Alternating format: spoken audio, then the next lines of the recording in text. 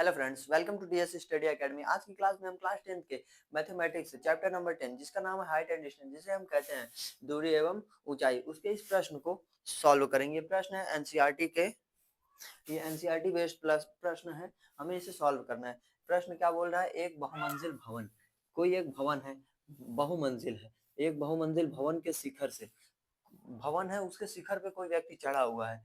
शिखर से देखने पर वो व्यक्ति देखता है कि कोई एक और भवन है जो कि 8 मीटर है, कोई और भवन है जो कि 8 मीटर ऊंचा है। उस शिखर और तल, जो 8 मीटर का भवन है उसके शिखर का और तल का, जो जो व्यक्ति बहुमंजिल भवन पे चढ़ा हुआ है, वो छोटे वाले भवन के शिखर को भी देखता है और तल को भी देखता है। उसके बीच का जो कोण बनता है, जब वो शिखर को देखता है तो उसके बीच का कोण बनता है 30 डिग्री। जब वो छोटे वाले भवन के निचले पार्ट को देखता है, तल को देखता है, तो वो 45 डिग्री का कोण बनाता है। ध्यान रहे ये अवनमन कोण बना रहा है, उन्नयन कोण नहीं। अवनमन कोण क्या होता है? अवनमन कोण वो कोण होते हैं जब हम किसी चीज को ऊपर से देखते हैं, ऊपर से नीचे की ओर देखते हैं, तो जो हमारे बीच का जो एंगल बनता है, जो कोण बनता है, उसे हम कहते हैं अवनमन कोण। जो ऊपर से देखने पे, ऊपर से हम देखें नीचे की ओर, उस बीच हमारे बीच का जो एंगल बने उसे हम कहते हैं अवनमन कोण। और किसी चीज को हम नीचे से ऊपर की ओर देखें, नीचे से ऊपर की ओर बीच देखें, तो उस बीच जो हमारे बीच का एंगल बनेगा उसे हम कहते हैं उन्नयन कोण। यहाँ पे अवनमन बोला है तो पहले हम डायग्राम बनाएंगे कि एक बहुमंजिल, कोई एक बहुमंजिल भवन है, तो मान लीजिए बहुमंजिल भवन ये हो गया। फिर उससे बोला है कि शिखर से देखने पर कोई व्यक्ति है जो कि इस पॉइंट पे खड़ा हुआ है, देखता है कि 8 मीटर ऊंचे भवन, साइड में कोई और भवन है जो कि 8 मीटर का है। तो ये हो गया 8 मीटर का, ये 8 मीटर का भवन हो गया। ये फिक्स किया है कि ये 8 मीटर का है, ये 8 मीटर का है। फिर 8 मीटर ऊंचे भवन के शिखर और तल, जो यहाँ पे व्यक्ति चढ़ा हुआ है, वो देखता है कि जो 8 मीटर ऊंचे भवन के शिखर और तल, तल को देखता है, उसके बीच का अवनमन कोण जो बनता है, जो शिखर को देखता है तो 30 डिग्री का कोण बनता है, जो जब तल को देखता है तो 45 डिग्री का कोण बनता है। तो मान लीजिए हम इसको थोड़ा सा और बढ़ा लेते हैं। जो व्यक्ति यहाँ पे चढ़ा हुआ है, जो व्यक्ति यहाँ पे चढ़ के देखता है 8 मीटर ऊंचे भवन के शिखर को, जब शिखर को देखता है तो उसके बीच का जो कोण बनता है वो 30 डिग्री का होता है। ध्यान रहे ये अवनमन बोल रहा है, उन्नयन नहीं। अवनमन बोल रहा है, अवनमन बोल रहा है, तो इसके बीच का जो कोण बनेगा वो 30 डिग्री होगा। 30 डिग्री होगा। मैं इसका नामकरण कर देता हूँ P Q R A B C. आप इसका नामकरण कुछ भी रख सकते हैं, कोई भी अल्फाबेट रख सकते हैं, वो आप पे डिपेंड करता है कि आप क्या रखना चाहते हैं। हमने यहाँ पे P Q R A B C को रखा है, ठीक। तो हमें जब कोई व्यक्ति यहाँ पे चढ़ के छोटे वाले भवन के शिखर को देखता है तो उसके बीच का जो कोण बनता है वो 30 डिग्री का बनता है। अब फिर वही व्यक्ति जो यहाँ पे चढ़ा हुआ है, अब वो 8 मीटर ऊंचे भवन के तल को देखता है। जब वो तल को देखता है, जब वो तल को देखेगा, जब वो तल को देखेगा, तल यही है सी पॉइंट। जो सी पॉइंट है वो छोटे वाले भवन का तल तल है, निचला पार्ट है। तो जब ये तल को देखेगा तो उसके बीच का जो कोण बनेगा, अवनमन कोण जो बनेगा वो 45 डिग्री बनेगा। अब हम यहाँ पे हमें निकालना क्या है?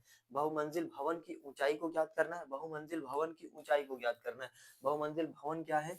ये क्यू बी है।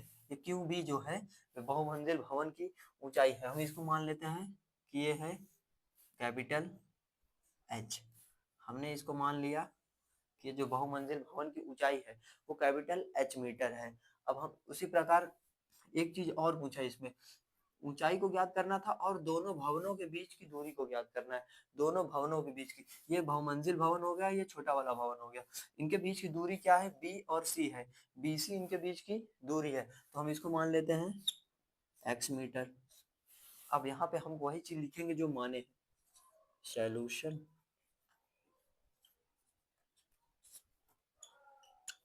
माना बहुमंजिल भवन की ऊंचाई, माना बहुमंजिल भवन की ऊंचाई जो है, ऊंचाई कैपिटल एच मीटर है, एच मीटर है, कैपिटल एच मीटर है। और हमने बहुमंजिल भवन की ऊंचाई को माना है कि एच मीटर है, और हमसे पूछा है कि दोनों भवनों के बीच की दूरी ज्ञात कीजिए। दोनों भवनों के बीच की दूरी ज्ञात करना है हमें, दोनों भवनों के बीच की दूरी ज्ञात करना है, तो हमने दोनों भवनों के बीच की दूरी को माना है एक्स मीटर। फिर हमें लिखना है दोनों भवनों के बीच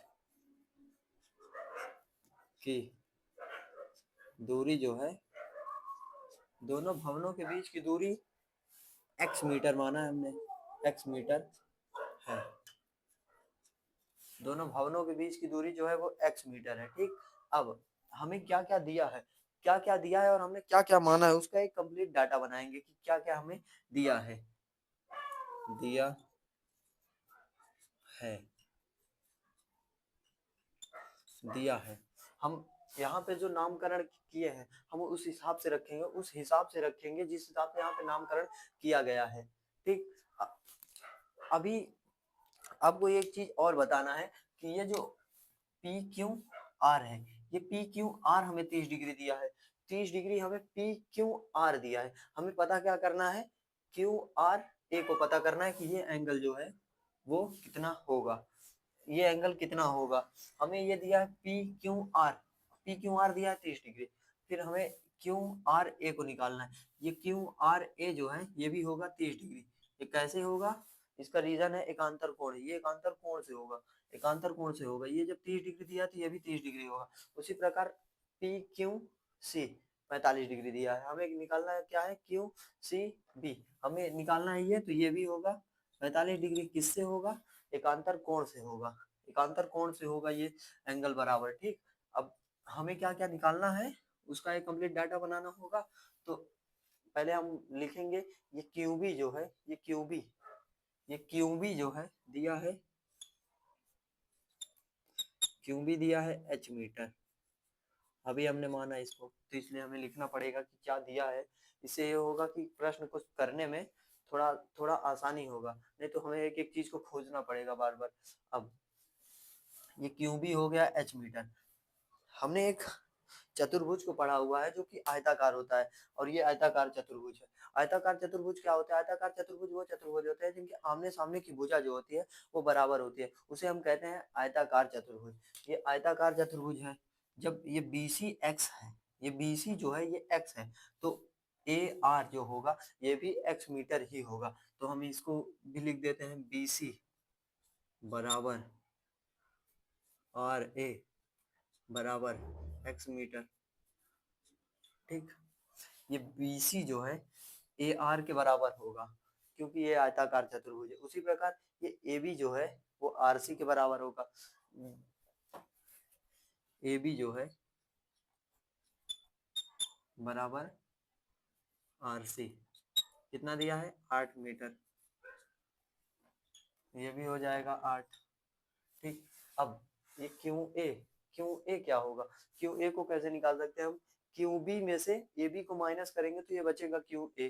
तो QA जो है QA बराबर QB माइनस, हमें QA को निकालना है तो QB में से हम AB को हटा देंगे, AB को हम जैसे हटाएंगे तो QB क्या दिया है H, इसमें से -8 को हम हटा देंगे, 8 को हटा देंगे तो ये QA जो निकल कर आएगा ये हो जाएगा H माइनस 8 मीटर। ठीक, ये QA निकल आया 8 मीटर। अब हमें कोण दिया हुआ है, थीटा दिया हुआ है। पहले वाले को हम, ये जो 30 डिग्री दिया है इसको हम थीटा 1 मानेंगे, थीटा 1 जो दिया है वो 30 डिग्री है, थीटा 2 जो दिया है वो 45 डिग्री है। हमने इसको थीटा 1 माना है, इसको थीटा 2 माना है। तो सबसे पहले हम चलेंगे त्रिभुज, सबसे पहले हम चलेंगे त्रिभुज क्यू ए आर में, क्यू ए आर में, क्यू ए आर में हम त्रिभुज किस त्रिभुज में चल रहे हैं, पहले क्यू क्यू ए आर में चल रहे हैं। हमें क्यू ए दिया है और ए आर दिया है, ये हो गया लंब, ये हो गया आधार। लंब और आधार का रिलेशन किससे होता है, लंब और आधार का रिलेशन होता है tan से। तो tan, इसको हमने थीटा 1 माना है तो ये थीटा 1 हो जाएगा। लंब यहाँ पे क्या है, tan थीटा बराबर होता है लंब बटा आधार। लंब यहाँ पे है क्यू ए, क्यू ए ये हो जाएगा क्यू ए, आधार यहाँ पे क्या है ए आर, तो ये हो जाएगा ए आर। तो यहाँ पे देखिए कि ये जो दिया गया है अल्फाबेट जो लिखे गए हैं, ये क्यू ए और ए आर, इनमें से ये क्या होंगे, तो tan थीटा, थीटा 1 जो दिया है वो 30 डिग्री है, ये हो जाएगा 30 डिग्री।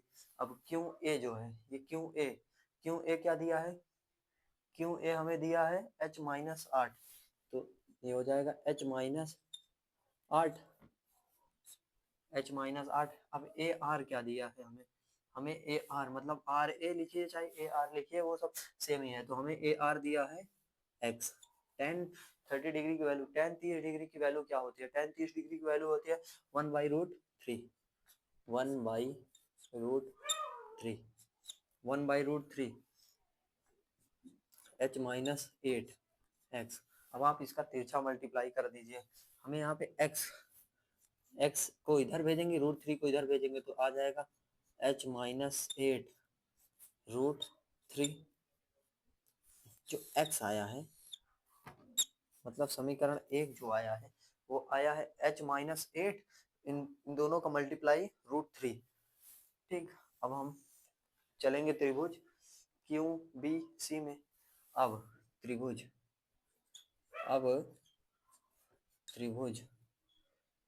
क्यू बी, यह है क्यू बी सी में, हमने छोटे वाले त्रिभुज में चल लिया है, अब बड़े वाले में क्यू बी सी में, क्यू बी सी में, त्रिभुज क्यू बी सी में यहाँ पे भी लंब और आधार को हमें देखना है। ये लंब जो है क्यू बी और बी सी, tan थीटा बराबर होता है लंब बटा आधार, तो लंब जो है क्यू बी दिया है h और बी सी दिया है x, तो हम पहले लिखेंगे tan थीटा 2, इसको हमने थीटा 2 माना है तो tan थीटा 2 हो गया। ये जो tan थीटा 2 है, tan थीटा 2 है, ये होगा लंब बटा आधार। लंब क्या है क्यू बी बटा ये बी सी, tan थीटा 2 जो दिया है वो 45 डिग्री है, tan 45 डिग्री। अब यहाँ पे क्यू बी जो दिया है वो h मीटर है, क्यू बी हमने माना है h मीटर, बी सी यहाँ पे बी सी दिया है x मीटर, tan 45 का मान क्या होता है, tan 45 का मान होता है 1, tan 45 का मान होता है 1, तो हम इसको 1 रखेंगे, ये h x, ये x उधर मल्टीप्लाई करेगा तो x बराबर h।